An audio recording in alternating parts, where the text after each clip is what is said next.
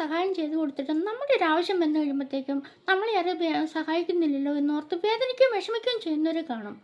നമ്മൾ ഒരിക്കലും അങ്ങനെ ഒരാൾക്കൊരു സഹായം ചെയ്തു കൊടുക്കുമ്പം അവർ നമ്മളെ ആ സഹായിച്ചവർ തന്നെ വന്ന് നമ്മുടെ ആവശ്യങ്ങൾ നമ്മളെ സഹായിക്കുമെന്ന് ഒരിക്കലും നമ്മൾ വിചാരിക്കരുത്. അങ്ങനെ ഒരിക്കൽ പോലും സംഭവിക്കത്തുമില്ല.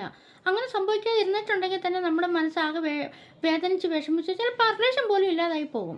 അപ്പം നമ്മൾ എപ്പോഴും വിചാരിക്കേണ്ട ഒരാൾക്ക് നമ്മൾക്ക് വേണ്ടപ്പെട്ട ഒരാൾക്ക് നമ്മളുടെ സഹായമോ അല്ലെങ്കിൽ അങ്ങനെ എന്തെങ്കിലും നമ്മൾ ചെയ്തു കൊടുക്കുമ്പോൾ നമ്മൾ നമ്മുടെ ദൈവത്തോട് പറയുക, നമ്മളൊരു നന്മ പ്രവൃത്തിയാണ് ചെയ്യുന്നത് എന്നുള്ള പൂർണ്ണ ബോധ്യത്തോടെ നമ്മുടെ ദൈവത്തോട് നമ്മൾ പറയുക, എന്നെ വ്യക്തിക്ക് നമ്മളൊരു സഹായം ചെയ്തു കൊടുക്കാൻ എനിക്ക് സാധിച്ച ദൈവമേ നന്ദി എന്ന് മാത്രം നമ്മൾ പറയുക. നമ്മുടെ ദൈവം അത് കേൾക്കലുണ്ടാകും. കാലങ്ങൾ എത്ര കഴിഞ്ഞാലും നമുക്കൊരാവശ്യം വരുമ്പോൾ ഇവരാരും നമ്മളെ ചിലപ്പോൾ സഹായിച്ചിരിക്കില്ല. അപ്പം നമുക്ക് നമ്മളറിയാത്ത ആരെങ്കിലും ആയിരിക്കും, ചിലപ്പോൾ അപരിചിതരായിട്ടുള്ള ആരെങ്കിലും ആയിരിക്കും ദൈവം നമ്മുടെ അടുത്തേക്ക് നമ്മളെ സഹായിക്കാനായി പറഞ്ഞു കൊടുക്കുന്നത്. അപ്പോൾ നമ്മളിങ്ങനെ അത്ഭുതത്തോടു കൂടി ഓർക്കുകയും ചെയ്യും, എന്നെ അറിയാത്ത ഒരാൾ വന്ന് എന്നെ സഹായിച്ചല്ലോ എന്ന്. ദൈവത്തിന് നമ്മൾ നന്ദിയും പറയും. നമ്മുടെ നന്മ, നമ്മൾ ചെയ്യുന്ന നന്മ പ്രവൃത്തി ദൈവം അവിടെ കാണുന്നുണ്ട്. ദൈവം അത് നമുക്കായിട്ട് അതിൻ്റെ ഉചിതമായ സമയത്ത് കരുതി വെക്കുകയും ചെയ്തിട്ടുണ്ട്.